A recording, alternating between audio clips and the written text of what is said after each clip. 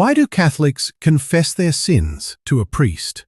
After all, only God can forgive sins. God already knows everything we have done. So why enter a confessional and tell another human being? This is one of the most common objections raised against the Catholic faith. And the first part of the objection is completely true. Only God can forgive sins. A priest is not God. He cannot erase sin through his own holiness, intelligence, or personal power. But that is not what the Catholic Church teaches. Catholics believe that Jesus Christ, who possesses the divine authority to forgive sins, chose to exercise that authority through a sacrament entrusted to his apostles and their successors. The priest does not replace Christ. The priest serves Christ. And the biblical foundation for this sacrament begins behind locked doors on the evening of the first Easter Sunday. But before going there, we must first understand why forgiveness reveals who Jesus truly is. In the second chapter of the Gospel of Mark, 4 men carry a paralyzed man to Jesus. The house is so crowded that they cannot enter, so they open the roof and lower the man down before Christ. Everyone is expecting a physical healing. But Jesus first says something astonishing. "Child, your sins are forgiven." Some of the scribes immediately object. They ask, "Who but God alone can forgive sins?" Their reasoning contains an important truth. Sin is ultimately an offense against God, and only God possesses the authority to forgive it. Jesus does not correct that belief. Instead, he demonstrates that he possesses the very authority that belongs to God. He commands the paralyzed man to rise, take up his mat, and walk. The physical miracle confirms the invisible reality. The Son of Man has authority on earth to forgive sins. This is the starting point of Catholic teaching. The Church does not claim that forgiveness comes from an ordinary human being acting independently of God. Forgiveness comes from Jesus Christ. The real question, then, is not whether God alone forgives. The real question is this: did Jesus choose to share the exercise of his forgiving authority with his apostles? On the evening of the resurrection, the disciples were gathered behind locked doors. They were afraid. They had abandoned Jesus during his passion. Peter had denied him. Their hearts were filled with confusion, guilt, and uncertainty. Then the risen Christ appeared among them. His first words were not words of condemnation. They were words of peace. "Peace be with you." Jesus showed them his wounds and then said, "As the Father has sent me, so I send you." He breathed upon them and said, "Receive the Holy Spirit. Whose sins you forgive are forgiven them, and whose sins you retain are retained." This was not merely a general command to preach that God is forgiving. Jesus gave the apostles a real responsibility involving the forgiveness and retention of sins. The Gospel does not provide a complete procedural manual for confession in these 3 verses, but the words do raise an unavoidable question. How could the apostles exercise judgment concerning forgiveness or retention without knowing what was being brought before them? The Catechism explains that only God forgives sins, but Christ entrusted the exercise of absolution to the apostolic ministry. The apostles were sent on behalf of Christ, carrying what St. Paul calls the ministry of reconciliation. When a priest gives absolution, therefore, he is not saying, "I forgive you because I personally possess divine power." He acts as an ordained minister of Christ and says, "I absolve you from your sins in the name of the Father and of the Son and of the Holy Spirit." The power remains Christ's. The mercy remains Christ's. The sacrament belongs to Christ. Some may still ask, why can this not remain entirely private between God and me? Personal prayer is essential. We should speak directly to God, admit our sins, and ask for mercy every day. But sin is never completely private. Even hidden sins injure our relationship with God. They weaken us spiritually, they affect the way we treat others, and they wound our communion with the body of Christ. The Catechism teaches that sin is first an offense against God, but it also damages communion with the Church. This is why reconciliation includes both God's forgiveness and restoration to the Church. St. Paul wrote that God reconciled the world to himself through Christ and entrusted the apostles with the ministry and message of reconciliation. He even described them as ambassadors through whom God makes his appeal. Be reconciled to God. The letter of James also reveals that confession was not understood as an entirely isolated spiritual act. Christians were told to confess their sins and pray for one another so that they might be healed. An early Christian document, known as the Didache, instructed believers to acknowledge their transgressions and to confess before gathering for the breaking of bread. The Didache does not present the complete, later form of private sacramental confession, but it shows that repentance, confession, reconciliation, and Eucharistic worship were connected in the life of the early Church. Confession is personal, but it is not merely private. Christ reconciles the sinner both to God and to his Church. Confession is not simply entering a room, reading a list of failures, and leaving. The sacrament involves conversion of the heart. First, a person makes an examination of conscience. This means honestly reviewing one's thoughts, words, actions, and omissions in the light of God's commandments and the teachings of Christ. Second comes contrition. Contrition is genuine sorrow for sin, together with the resolution to turn away from it. This does not mean that a person can guarantee never to fall again. It means that the person does not approach confession while deliberately planning to continue committing the same serious sin without resistance. Third, the penitent confesses his or her sins. Mortal sins must be confessed honestly, according to kind and number, as far as the person can reasonably remember after a diligent examination of conscience. The purpose is not to provide unnecessary or graphic details. The purpose is to speak clearly enough for the priest to understand the nature of the sin.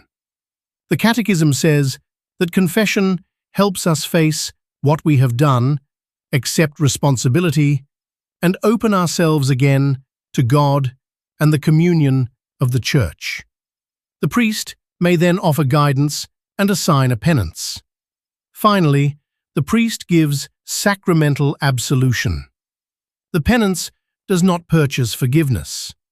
Christ has already paid the price through his cross. Penance is a response to mercy. It begins the work of repairing harm, strengthening conversion, and restoring what sin has damaged. Few modern saints are as closely associated with the confessional as Saint Pio of Pietrelcina, Padre Pio. For decades, people traveled great distances to confess their sins to him. Saint John Paul II recalled that Padre Pio dedicated himself to prayer, spiritual direction, and the ministry of reconciliation.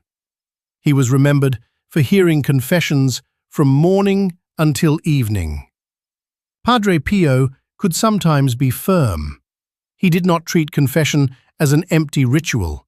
He wanted penitents to recognize their sins sincerely and desire conversion.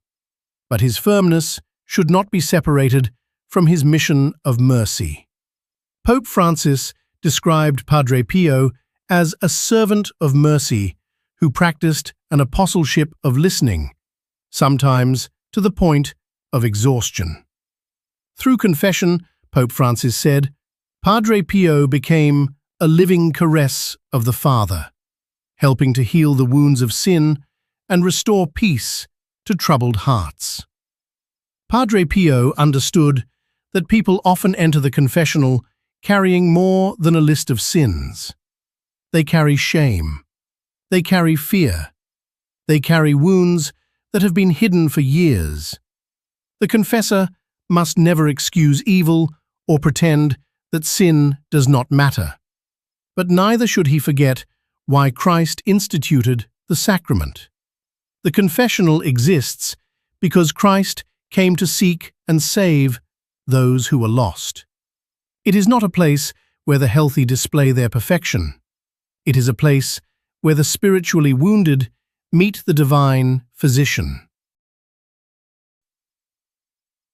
In his guidance concerning examination of conscience and thorough confession, Father Chad Ripperger emphasizes the need for careful preparation and honest self-knowledge.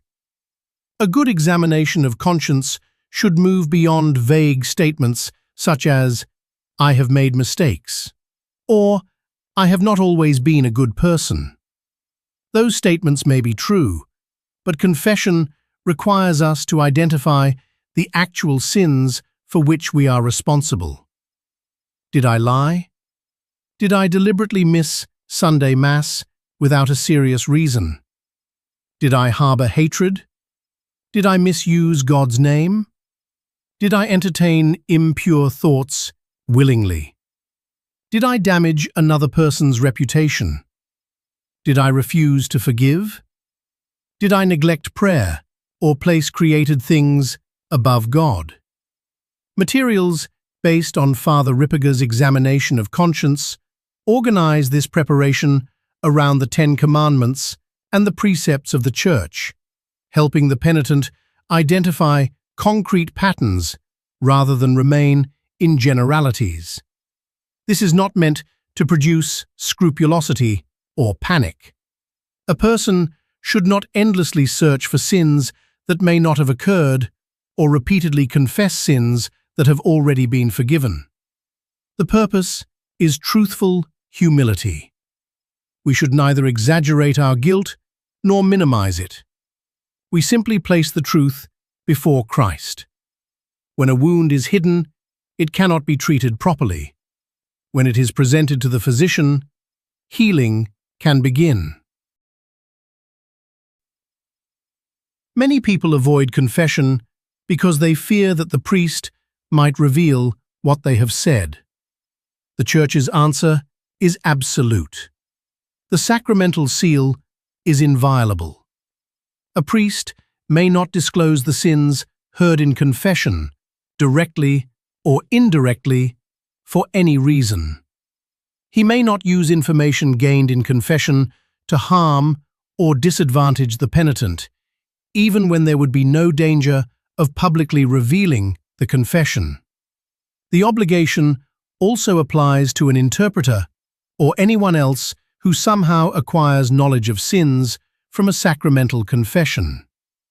The Catechism says that the sacramental seal admits no exceptions. What is confessed remains sealed within the sacrament. The priest is also instructed to act with prudence, sensitivity, patience, and fidelity to the teaching of the Church. He is not the master of God's forgiveness. He is its servant. What happens After absolution, the person may still remember the sin. There may still be consequences that must be repaired.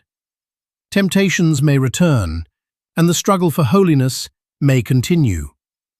But something real has changed. The Catechism teaches that the sacrament restores the penitent to God's grace and renews intimate friendship with Him. For those who approach with a contrite heart, reconciliation is ordinarily followed by peace and serenity of conscience, spiritual consolation, and renewed strength. The Catechism even calls it a spiritual resurrection. This does not come from the priest's personality. It comes from the death and resurrection of Jesus Christ. In confession, Christ does not merely tell us to forget the past. He forgives it. He restores what sin has broken. He gives grace to begin again. Jesus gave us the image of a son who abandoned his father, wasted his inheritance, and eventually found himself hungry and humiliated. When the son finally decided to return, he prepared a confession. "Father, I have sinned against heaven and against you." But while he was still far away, his father saw him. The father did not wait coldly at the door. He ran to his son, embraced him, clothed him, and welcomed him home. The son confessed his sin, but the father's mercy was already moving toward him. This is the heart of confession. The sacrament is not a human obstacle placed between the sinner and God. It is a gift established by Christ so that the sinner may hear, through the ministry of the Church, that his sins have truly been forgiven. Perhaps it has been months since your last confession. Perhaps it has been years. Perhaps shame keeps telling you that you must become worthy before returning. But confession is not a reward for people who have already made themselves perfect. It is medicine for sinners who desire to be healed. Do not allow shame to keep you from the mercy of Christ. Examine your conscience. Ask God for sincere contrition. Find the confession schedule of a Catholic parish, or speak privately with a priest if you need help returning after many years. The Father is not waiting to humiliate you. He is waiting to welcome you home. And may the blessing of Almighty God, the Father, and the Son, and the Holy Spirit descend upon us and remain with us forever. Amen.